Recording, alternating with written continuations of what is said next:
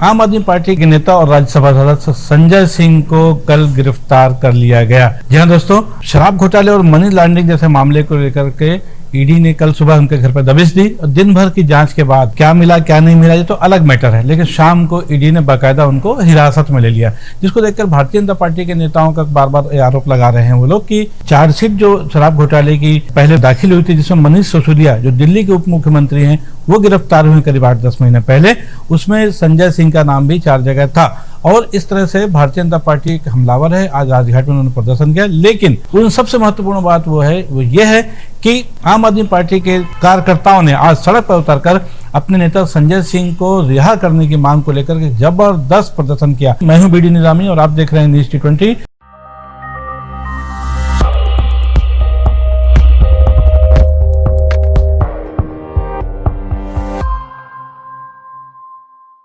उनका ये प्रदर्शन न सिर्फ दिल्ली बल्कि चंडीगढ़ और बंबई शहर में, चंडीगढ़ में जबकि उनकी सरकार है आम आदमी पार्टी की, और उन्होंने जबरदस्त प्रदर्शन किया है। और उनकी एक ही शर्त है कि संजय सिंह चूंकि वो बेगुनाह है इसलिए उनको तत्काल रिहा किया जाए। दूसरी तरफ ईडी ने संजय सिंह को दोपहर के 3 बजे के बाद राउजवनी कोर्ट में पेश करेगी और देखना है कि उनके भविष्य का फैसला क्या होगा। इस मामले में एक बात और सामने आई है, वो ये है कि मनीष सिसोदिया मामले में जब शराब घोटाला जो जिसको उनको मुख्य एक्यूज बनाया गया था, उसमें जो नाम थे उसमें एक नाम आया था दिनेश अरोड़ा का। दिनेश अरोड़ा मुख्य आरोपी कहा जाए उनको, तो वो आज की तारीख में सरकारी गवाह बन चुके हैं। और ये आरोप लगाया है ईडी ने कि कहीं ना कहीं मनीष सिसोदिया, संजय सिंह और दिनेश अरोड़ा इनका आपस में लेन देन हुआ था और एक बहुत बड़ा घोटाला जिस पे आरोप लगाया है ईडी ने, उसके तहत इनकी गिरफ्तारी हुई है। बहरहाल संजय सिंह के मामले में जैसा कि आप सभी जानते हैं एक प्रखर वक्ता है, राज्यसभा के सदस्य हैं, और जब मनीष सिसोदिया की गिरफ्तारी हुई थी मुख्यमंत्री दिल्ली के, उस समय जो सबसे मुखर नेताओं की बात करें तो संजय सिंह ने मोर्चा संभाला था और आम आदमी पार्टी की तरफ से मनीष सिसोदिया का बचाव भी किया था और तमाम तरह की दलीलें दी गई थी। आज जबकि संजय सिंह स्वयं अरेस्ट हो गए हैं कल, तो आज उनकी जगह आतिशी जो कि विधायक हैं दिल्ली की आम आदमी पार्टी की, उन्होंने बाकायदा प्रेस कॉन्फ्रेंस लेकर के चैलेंज किया भारतीय जनता पार्टी के नेताओं को। उन्होंने कहा कि मैं चुनौती देती हूं कि यदि वास्तव में उनके खिलाफ कोई सबूत मिले हैं तो वो सब आम जनता के सामने रखें, और नहीं तो भारतीय जनता पार्टी के नेता इस्तीफा दें।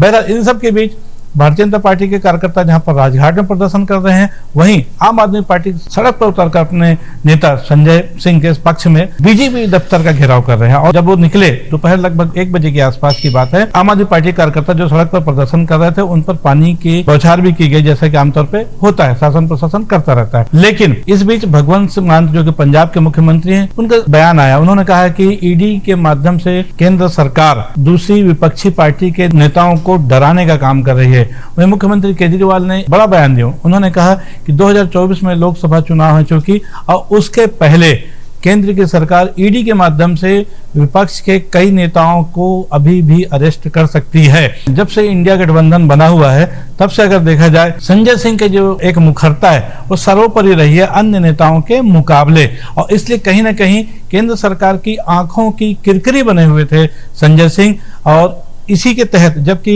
पिछले दिनों लोकसभा का मामला चल रहा था, मणिपुर के मामले में जबकि पूरे विपक्ष ने केंद्र सरकार को घेर रखा था, और उस समय संजय सिंह को पहले ही दिन सस्पेंड कर दिया गया था, जिसके बाद वो गांधी प्रतिमा के सामने धरने पर बैठ गए थे और उनके साथ कई दूसरी विपक्षी पार्टियों के नेता भी समर्थन में गए थे। लेकिन निसंदेह बीते 4-5 सालों में संजय सिंह का कहते राजनीतिक दृष्टिकोण से भारतीय राजनीति में जरूर बढ़ा है। आज संजय सिंह की गिरफ्तारी के बाद ये सामने भी देखने को भी मिल रहा है। शिवसेना उद्धव गुट के प्रवक्ता जो हैं संजय राउत, जिनको पिछले दिनों ईडी ने गिरफ्तार किया था, कुछ महीने वो जेल में भी रहे थे, लेकिन आज वो जमानत पर हैं।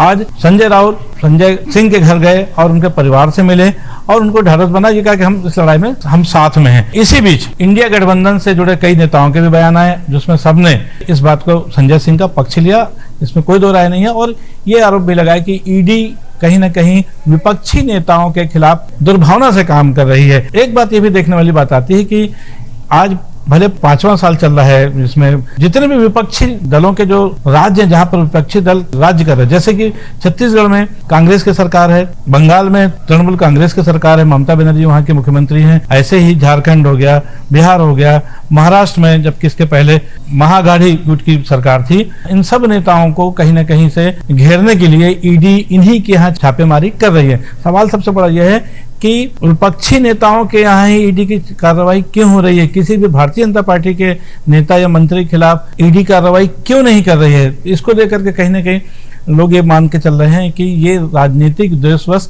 कार्रवाई की जा रही है, क्योंकि आमतौर पर ये माना जाता है कि सीबीआई या इनकम टैक्स जो है वो केंद्र सरकार के अधीन होती है।